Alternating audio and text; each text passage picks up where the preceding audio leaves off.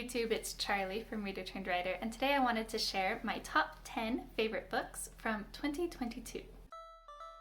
I know I am super late in getting this out, but I just wanted to do this video since it's one of my favorites and I'm trying to get back into making videos.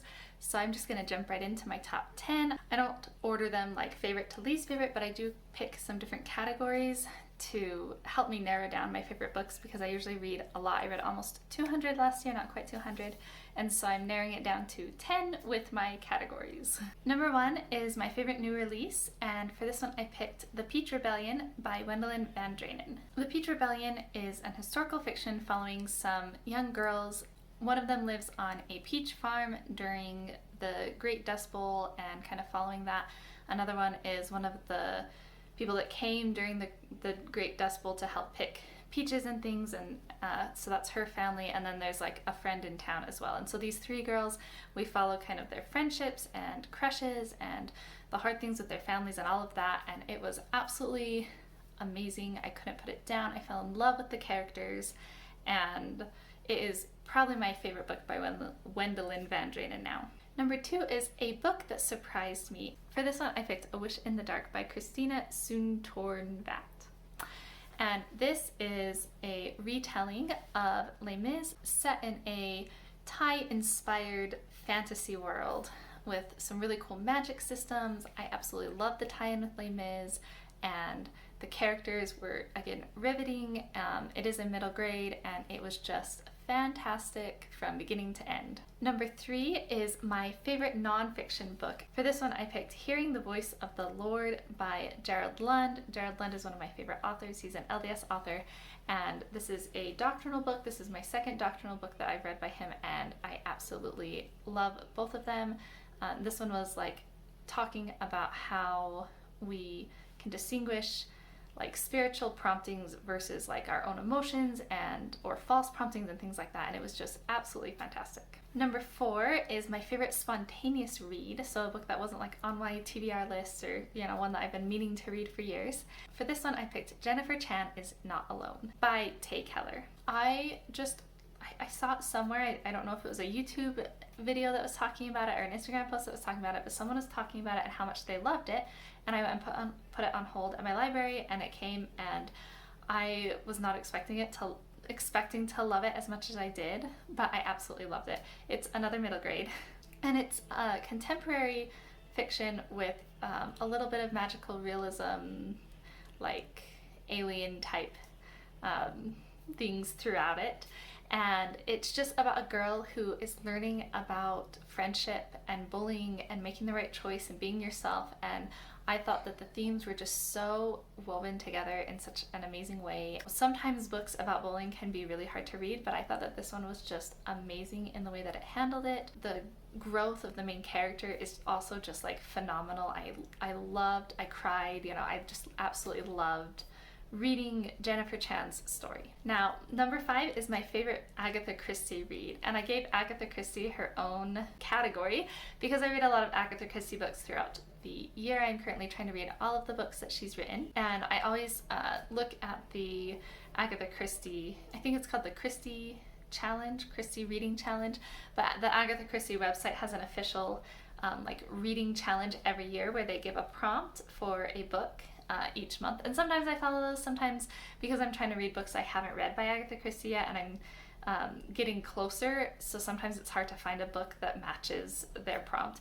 But I do read at least one Agatha Christie book every month, and I sometimes read more than that. This year I picked Death on the Nile by Agatha Christie. This is a Poirot book, and so he's the main detective and he's out on the Nile traveling or whatever, and a young girl dies, and it's a really solid Agatha Christie book. I really love the characters that Agatha Christie always introduces. The way that she shows us and helps us get to know the characters is always just spot on, and the mystery in this one was really good for me. Sometimes I get to the end of a Christie book, especially with Poirot, and it's like a little bit convoluted of an ending where I'm like, of course I didn't guess that, because it's kind of, and every once in a while I will guess the ending, but this one I did not guess the ending, and it totally took me by surprise. The ending didn't feel like weird or convoluted to me. It just felt brilliant. I was like, this is a Christy Brilliance moment, at least for me. Number 6, I picked a favorite book from a series. This one was kind of hard to pick because I did read a lot of books from series this year that I absolutely loved.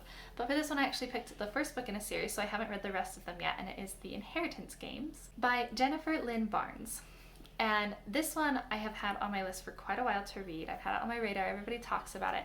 And because of the cover, I think I've always kind of pictured it being like Hunger Games-esque, and for some reason I just like, I've never really been in the mood for it and stuff. In December I read it and I absolutely loved it. It was nothing like Hunger Games, even though I love Hunger Games. I just like wasn't in the mood for a book like that. So then it just, a girl gets told that she is now the heiress of this entire fortune from this family that's kind of messed up and like crazy, and they have no idea why. She's never met the guy, he's never met her, and so then, and of course like the family is really mad at her because she's like taking their inheritance and stuff, and so they're trying to figure out why. And there's like, it also had like some elements of solving clues and puzzles and stuff, which I absolutely loved. And there's like this love triangle between her and 2 of the brothers. I don't know, it all wove together in a way that just made it so hard for me to put down, and it just hit the spot for what I wanted, even though I didn't realize that it would do that. So it was a phenomenal read, and I'm really excited to read the rest of the series. I have both the next 2 books on hold at the library, but of course it's popular, so it might be a while. Number 7 is my favorite read aloud book. Now I read quite a few books aloud with my kids, and I also listen to audiobooks with them, which I also count as like read alouds because we're listening to it together. And we read a lot of really great ones last year, but I picked one that is new for me rather than a reread, because I often reread my favorite books to the kids. And the one that I picked is Lulu and the Brontosaurus. This one is really short. It was like a 3-hour audiobook, and it is absolutely adorable. My kids loved it. We listened to it, and then they immediately wanted to listen to it again and again. We ended up buying the whole series, so I didn't have to listen to the first one over and over again, and then we ended up trying to like segue into other books because they wanted to just listen to the series over and over again. So they really loved it. I thought it was adorable. Lulu is quite the character, and I think the first book is the best of the series. The rest lacks some of the charm of the first book, but they're all good. But Lulu and the Brontosaurus is definitely, she's just so funny. The girl in it, it's, yeah. Number 8 is a book that made me cry, and this one is always hard to narrow down because I cry pretty easily. I'm like an emotional person. My emotions are like, I'm really happy, oh, I'm really in the depths of despair. But for this one, I picked Forever or a Long, Long Time by Kayla Carter. So this book follows 2 foster children who are in a home that they want to believe is their forever home, but they have been through a lot of trauma. And they actually go back through some of their past to remember things and find information about themselves and like where they came from with their new adoptive mother. And the journey that they go on is just heart-wrenching and beautiful, and just, I absolutely loved the adoptive mom. She is just absolutely amazing in the book, and the 2 foster children win your heart over right away, and just being able to see things from their perspective. And stories like this always touch me in a really tender place, because I just have, I guess, just tender feelings towards children, and I really wish that there was a way to give all children just a good, healthy, loving environment, and so stories like this, I just touch me. Number 9 is a book, my favorite book that was recommended to me. For this one, I picked Big Little Lies by Liane Moriarty, and I actually heard about this one quite a bit on BookTube, and so it's been on my list for a while, and I finally read it, and let me tell you, it was amazing. It's like a thriller that revolves around kindergarten moms. And so there's all the drama that comes with like being a kindergarten mom and being a mom and stuff. And I think it was a little overblown. Like, I don't know if I'm just like in a sheltered part of the world, or if like it's actually like that for moms who are trying to like put their kids in school in other places, or like, I don't know. But it was fun anyway, and the fact that it was like a thriller and there was like all this backstory and mystery and stuff to it, I couldn't put it down, and I loved the ending. And it's the kind of book that I wish I could read again, but for the first time, because I don't know that I will ever reread it, but it was so much fun listening to it for the first time that I wish I could do that again.